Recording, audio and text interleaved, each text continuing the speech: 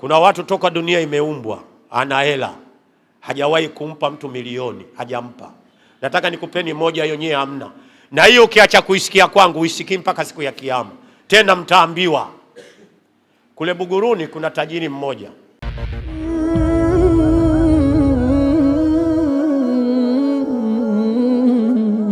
Kuna bwana mmoja aliwahi kuniuliza, akasema, Ustaz Mazinge, hivi kuna tofauti gani kati ya Muislamu na asiye Muislamu? Nikasema tofauti, kwa sababu Muislamu ana tiketi ya kwenda peponi. Yaani hapo ulipo wewe una tiketi. Sasa una hiari, utumie tiketi yako uende au utumie tiketi yako usiende. Lakini tiketi unayo. Yaani inaangoja fainali tu siku ya Kiyama, unamuonyesha Allah tiketi yako, thawabu zako, unaingia janna. Yaani kama hivi leo kuna mpira, una tiketi yako. Leo kuna timu inacheza, una tiketi yako. Ushakata kabisa. Sasa una hiari uende au usiende. Na ninyi Waislamu pamoja na mimi tuna tiketi. Tiketi yetu umeipata gani? Tuliipata karne ya 8 kwa Bwana Mtume Muhammad. Huyo mzee ni DD, Doctor of Divinity, ni profesa. Kabila lake alikuwa Mwarabu. Ndio mtume ambaye siku ya Kiyama atauombea umma. Ndio mtume ambaye amesoma kuliko wanadamu wote toka dunia imeanza mpaka itakwisha. Ndio mtume ambaye amekufa hana dhambi. Ndio mtume amebashiriwa pepo kabla ya Kiyama bado. Wama Muhammad ila rasul, hakuwa Muhammad ila ni mtume. Waingereza wanasema the messenger of God, the messenger of all the prophets. Yeye anajua ni watu gani ambao Mwenyezi Mungu amewaridhia pepo. Huyu kapewa taarifa na Allah, na si watu wengine, ni sisi. Ukijiona siku ya Kiyama umeenda motoni, usimlamu yoyote, jilaumu nafsi yako. Wewe una hela, kwa nini unaenda motoni? Hela unayo. Unaendaje motoni? Kufanya nini? Utahiji, utasomesha watoto, utatoa zaka, utajenga misikiti, utasaidia mayatima. Chochote unachokitaka utafanya. Unaenda motoni kufanya nini? Unaenda motoni kufanya nini? Lakini kuna watu wana hela zao na motoni watakwenda. Kuna watu toka dunia imeumbwa ana hela, hajawahi kumpa mtu milioni, hajampa. Nataka nikupeni moja hiyo, nyewe hamna. Na hiyo ukiacha kuisikia kwangu, uisikii mpaka siku ya Kiyama. Tena mtaambiwa. Kule Buguruni kuna tajiri mmoja ana nyumba 100. Nyumba anazo hizi 100 na zote anapangisha. Ana mabasi ya kwenda kusini huku karibu 50. Ana daladala 60 ziko mjini hapa. Pale Buguruni tunajenga msikiti. Wazee wakasema, jamani, hapa tuna tajiri, basi hebu tumuone tajiri, tusome dua lao atusaidie kujenga msikiti. Wakasoma dua, wamekaa la asiri ile, wakasoma dua, Allahu la ilaha illa huwa al-hayyul qayyum la ta'budu sinatun wala nawm. Wakaenda wakachukua bahasha 5,000, bahasha nzuri kabisa, wakampelekea, wakamwambia, shekhe, umeona tulipofikia msikiti wetu, tunaomba tusaidie. Akasema, basi nisubirini baada ya wiki. Siku hiyo wameirudisha, kabla hawajaipokea walijua mna dola. Wakaanza kusoma dua kumwombea. Wanafungua bahasha 1,000.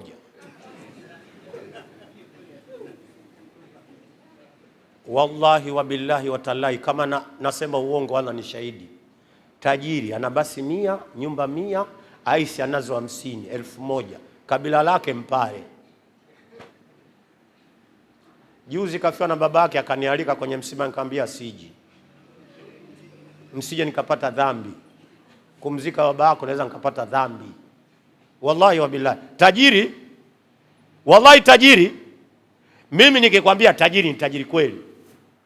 Kampa Mungu 1,000. Toka nimeanza kumuona, sijawahi kumuona anaingia msikitini. Sijawahi na sitamuona anawahi. Kulikuwepo na ndugu yake, siku moja adhana inatoka, nikamwambia, wewe twende msikitini tukaswali adhana. Akasemaje, unajua maneno hayo? Akasema, nendeni mkaswali nyinyi wenye madhambi, sisi haikuputa mwezi kafa. Haikupita mwezi kafa. siku anatoka roho, mimi ndio nimeitwa kwenda kumshuhudia. Wallahi wabillahi, mimi mwenyewe nilijua huyu mtu wa motoni. Ile kufa yake tu nikajua huyu finnari jahannam halidina fiha. Kile kifo chake tu nikajua huyu anaenda motoni. Maana Mungu alimchukua, alimtoa kwenye kitanda, akampeleka, akamrudisha chini, alafu kamtoa roho chini ya uvungu, kaacha na kinyesi chini ya uvungu. Tajiri. Allah anamwambia bwana mtume, innaka mayitu wa innahu mayitun, hakika ninyi wote ni marehemu, ni maiti watarajiwa.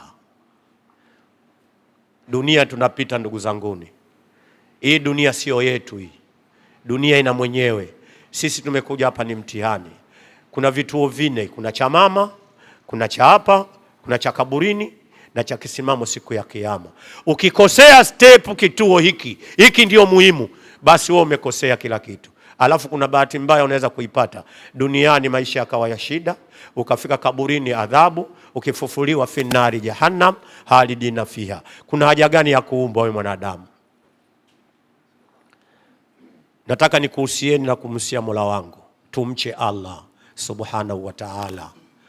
Tumche Allah ndugu zanguni, wallahi wa billahi wa tallahi. Tumche Allah.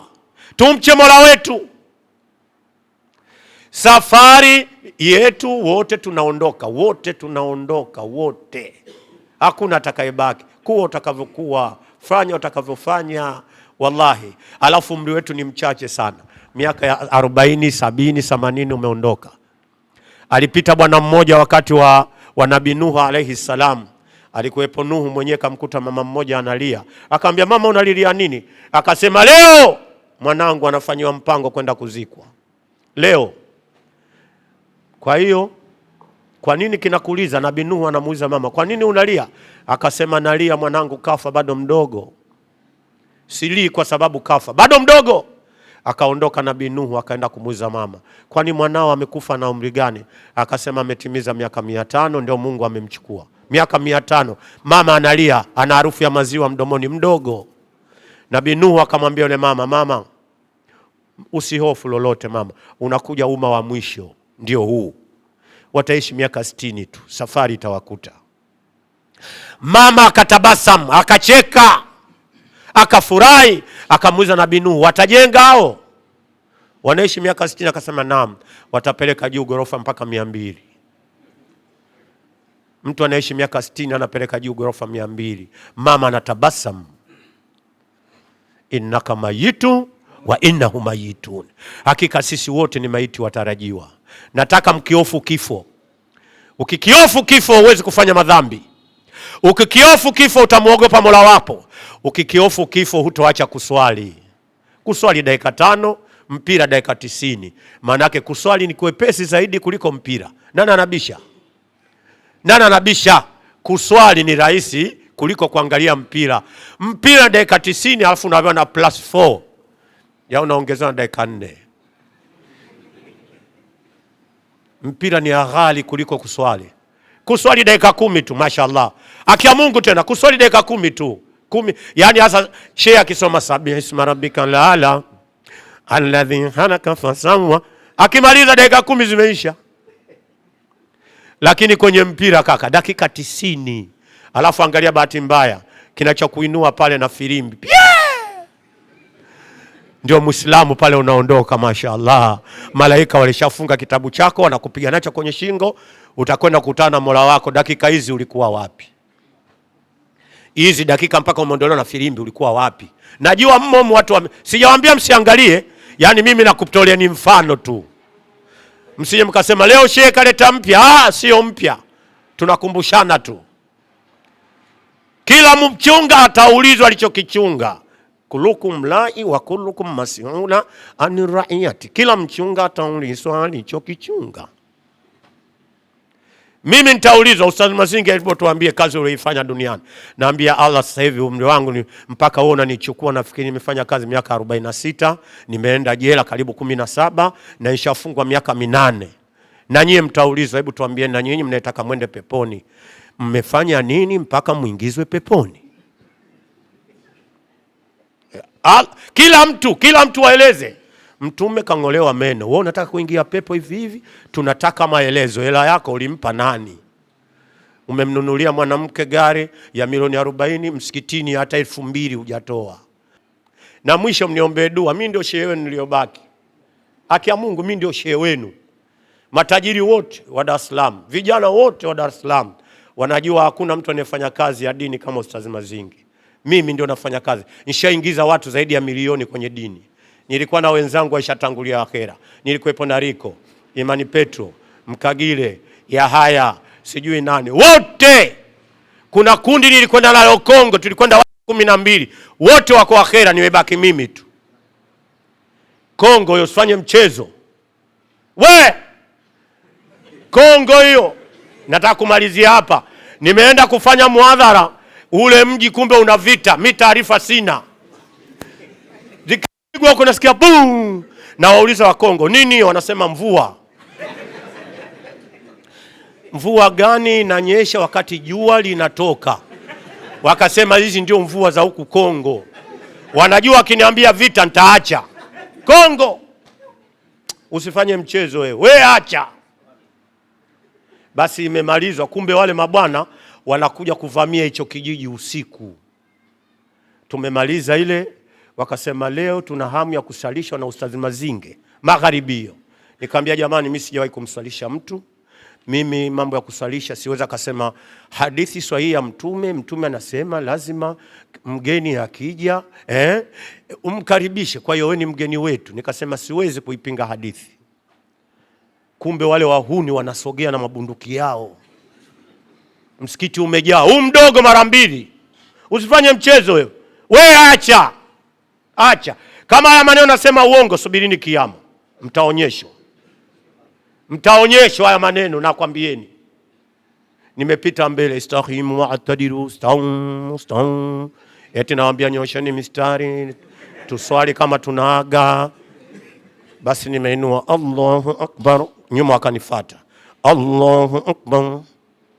Nikapiga suratul Fatiha.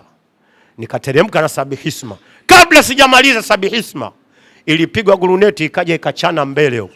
Sasa mimi najiuliza, msikiti ndio ulivyojengwa au vipi? Mbona imamu hajanipa taarifa kama kuna tukio litatokea? Najiuliza katika akili yangu. Nikasema hebu ngoja nivumilie kwanza. Nikaipiga ile vizuri, nikawapeleka Allahu Akbar. Sasa wakati nasema hapa Allahu Akbar, ilipigwa nyingine ikaja ikanichanganya kabisa. Pigwa ile ikanichanganya kabisa. Nikaona hapa sasa kifo nakiona kabisa kinakuja. Lakini Mtume akasema ukiwa kwenye swala nyenyekea. Nikasema hii hadithi hapa leo nitaivunja, kwa sababu hali inakoelekea sio. Yaani nimetulia kama dakika 5, wote wamenifuata. Wote wako hapa Allahu Akbar. Sasa nyuma nasikia subhanallah. Yaani wanataka nirudishe niseme sami Allah. Sasa mimi nasema nikisema sami Allahu man hamida, haiwezekani kama mpigaji akawa mbele nikaanza mimi wa kwanza na mimi nimeganda tu niko hapa. Nikasema hapa hakuna sami Allahu man hamida wala nini. Tutaachania hapa tutaachania hapa.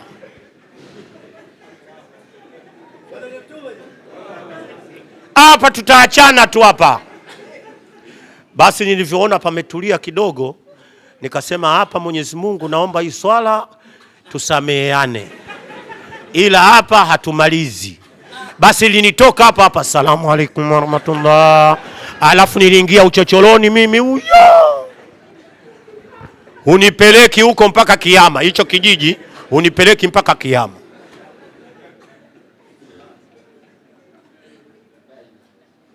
Wallahi pepo ina kazi. Angalieni maswahaba walivyopata shida. Mama yake Ammar bin Yasir katobolewa katika sehemu zake za siri kwa ajili ya kutaka nini? Radhi za Allah. Wewe umeathirika wapi? Wewe unanisikiza umeathirika na nini? Hiyo hela utoi. Unataka kupigwa wewe? Hiyo hela utoi. Unataka kupigwa wewe? Mimi nimeshafungwa jela. Je, mnajua nimalizie? Si mnajua ni kwenda jela miaka 8 mimi. Nishakamatwa nikapelekwa jela hapo Kisutu hapo. Aliyenifunga yule aliyenipeleka miaka 8 marehemu. Aliyesimamia yule PP marehemu. Askari wale kuja kunikamata wote marehemu. Walionyesha nyumbani kuja kukamata wote marehemu, walienipokea jela wote marehemu. Hapo nimefungwa Kisutu. Kisa wanasema nimeenda kuvunja bucha la nyama ya nguruwe Manzese. Kumbe niko kwenye mwadhara Temeke, wakaja wakanibeba. Wakati huo kama mnakumbuka pale RCO walikuwa Elias Mahenge. Usifanye mchezo wewe. Wakati huo miadhara ndio imeshamiri. Yani mwezi haupiti nimeshasilimisha 500 600. Kafiri Umare Mpengo kafa juzi huyu. Akawaambia serikali mkamateni huyo, enzi ya Mkapa hiyo. Acha, ilikuwa enzi ya Mwinyi. Acha. Mwinyi yuko hija huko, mimi nikakamatwa nikapelekwa huko. Kufungwa jela. Haki ya Mungu, namshukuru sana yule marehemu mzee Mwinyi yule. Mwenyezi Mungu amfanyie wepesi katika kaburi lake. Yeye ndio alikuja akanitoa baada ya kuwa niko jela. Fungwa Tanga, nikaenda nikakutana na mtu mmoja alifungwa Songea mwaka 1988. Alikuwa mbunge kama uliwahi kusikia, alikamatwa na meno ya tembo. Mnakumbuka? Anaitwa Abdurabi. Ndio nimekwenda nikamkuta huko. Na baadhi ya watu nikawakuta huko wa maana. Naingia jela Tanga na mkuta mtu ana namba kafungwa hapa mwaka 1965. Ana namba ya kuingilia kutokea hana. 65 huko. Kisa anasema nimevunja mabucha ya nguruwe. Hakimu ananihukumu anasema hivi, Ustaz Mazinge umepatikana na hatia. Kosa la kwanza umevunja bucha la nguruwe, kosa la pili umeiba na mzani wa nyama ya nguruwe. Nikachukua miaka 4. Jumla miaka mingapi? Kaenda jela mimi. Pelekwa Ukonga pale siku ya kwanza. Nimekaa mle ndani kawapiga neno la Mungu mle. Mnajua Allah ni mmoja. Kwa sababu gani? Mnajua kwa sababu gani Allah ni mmoja? Nikaanza kuwapiga vitu. Nikamwambia mwanaume wa Kikristo na mwanaume wa Kiislamu jinsia zinafanana. Mwanamke wa Kikristo na mwanamke wa Kiislamu jinsia zinafanana. Wote tunalala, wote tunakula. Wote tunaumwa, wote tunakufa. Mungu hawezi kuwa ni mmoja, wawili kwa sababu Mungu ni mmoja. Ndio aliyetufanya sisi sote tupate mambo haya. Nikamwambia laiti kama Mungu angekuwa wawili, Mungu mmoja angeweza kusema leo ni zamu ya wanaume kupata mimba. Kama Mungu angekuwa wengi, lakini kwa kuwa Mungu ni mmoja, watapata mimba wanawake mpaka kiyama kinakuja. Siku hiyo ndani mle nikasilimisha 10. Baada ya kumaliza kusilimisha 10, kumbe ile ndani mna wapelelezi, wakaenda kwa bwana jela, wakaenda kanishtaki, kasilimisha na huku. Wakasema huyu nje kasilimisha, tumemkamata. Tumemleta ndani kasilimisha. Tunampeleka wapi? Tumhamishe jela. 7 usiku nimekuwa nimefungwa kitambaa, 7 usiku natolewa. Napeleka Tanga. Tanga kuna jela kule. Watu wa Tanga mnaijua Inaitwaje? Maweni. Fika pale nimebeba na nishavaa bukta, nimevaa pensi na namba ya kuingilia na mimi na ya kutokea hapa. Bwana jela anafika na ananikaribisha, anambia Ustaz Mazinge tumepata taarifa utakuja hapa. Umeona pale jela yako itakuwa pale, wewe piga neno la Mungu pale mpaka siku utakayotoka. Shafungwa miaka 8, anakuja Nyampala anambia hiyo miaka yako hiyo, wewe si kesho tu unatoka. Akaniletea mtu ana miaka 99, anambia umemuona huyu? Huyu mpaka anafia huyu. Yote kazi ya Allah. Na kuuliza wewe uliokaa hapa, unamiliki milioni, umeshampa Allah 10,000, 15, 20 ili unusurike na adhabu ya kaburi na moto wa Jahannam? Na kuuliza wewe, kama bado fursa na hii kabla hujafa. Nataka nikuombeeni wapenzi wa Allah, mimi nimalizie hapa, sitaki niwachoshe. Dunia inapita na kiyama kinakaribia. Dalili zote za kiyama zimekaribia. Dalili kubwa, Allah anamwambia mtume waambie yatapotokea mataifa makubwa duniani yakapigana, ni katika dalili ya kiyama. Yakatokea mataifa makubwa duniani yakapigana, ni katika dalili ya kiyama. Na kuuliza wewe uliyekaa hapa,